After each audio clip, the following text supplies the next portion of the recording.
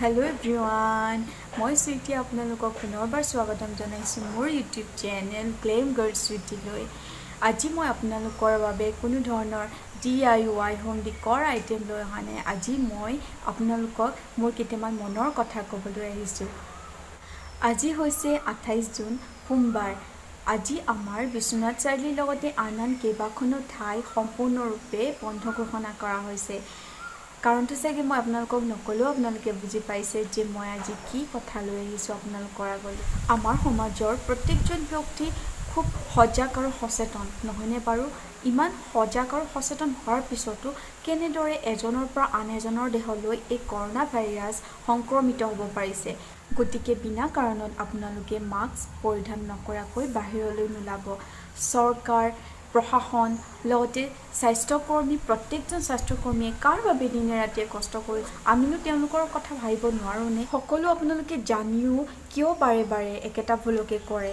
পৰিস্থিতি ভাল হ'বলৈ দিয়ক, কমচে কম পৰিস্থিতি ভাল হ'বলৈ দিয়ক। পৰিস্থিতি ভাল হোৱাৰ পিছত আপোনালোকে নিজৰ ভাল লগা ঠাইলৈ যাব, তেতিয়া আপোনালোকক কোনেও বাধা নিদিয়ে। তেতিয়া আপোনালোকৰ নিজৰ ইচ্ছামতে যাব পাৰিব। পৰিস্থিতি কমচে কম ভাল হওক, আপোনালোকৰ ভাল লগা ঠাইলৈ ফটো উঠিবলৈ যোৱাৰ সময় বহুত পাব আপোনালোকে। যদি আমি আমাৰ সমাজখন নবচাওঁ কোনে বচাব, নহয়নে বাৰু?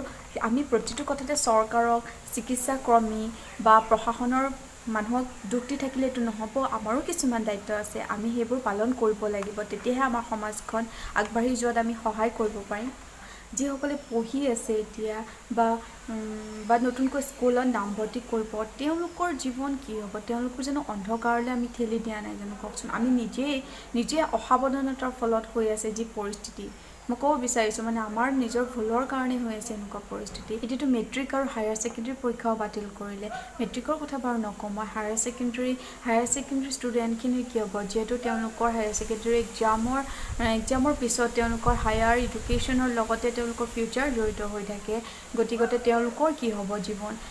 চ' আমি নিজেই আমাৰ সমাজখন আমি ভাঙিব বিচাৰিছোঁ নেকি? গতিকে সাৱধান হওক, এতিয়াও সময় আছে সাৱধান। মই সকলোৰে কথা কোৱা নাই দেই, যিসকলে জৰুৰীকালীন কৰ্মৰত তেওঁলোকতো অফিচত যাবই লাগিব। তেওঁলোক যেতিয়া অফিচত যায় তেতিয়া তেওঁলোকক ৰাস্তাত পুলিচে ৰখাই সোধে যে কি মানে ক'ত যায়, এনেধৰণৰ কিছুমান প্ৰশ্ন সোধে। তেওঁলোকৰ ভুল নাই, কাৰণ তেওঁলোকে নিজৰ ডিউটি পালন কৰিবই। আৰু তেনেকুৱা পৰিস্থিতি কি কাৰণত হৈছে? গতিকে আমি নিজে সাৱধানে থাকি আনৰ জীৱন বচাব লাগিব, নহয়নে? নিজে অসাৱধানে থাকি বা মাস্ক পৰিধান নকৰাকৈ বাহিৰত গৈ আমি আনৰ জীৱন আমিতো ধ্বংস কৰিব নোৱাৰোঁ। গতিকে সেয়াই মই আশা কৰোঁ আপোনালোকে বুজি পাব যে মই কি ক'ব বিচাৰিছোঁ।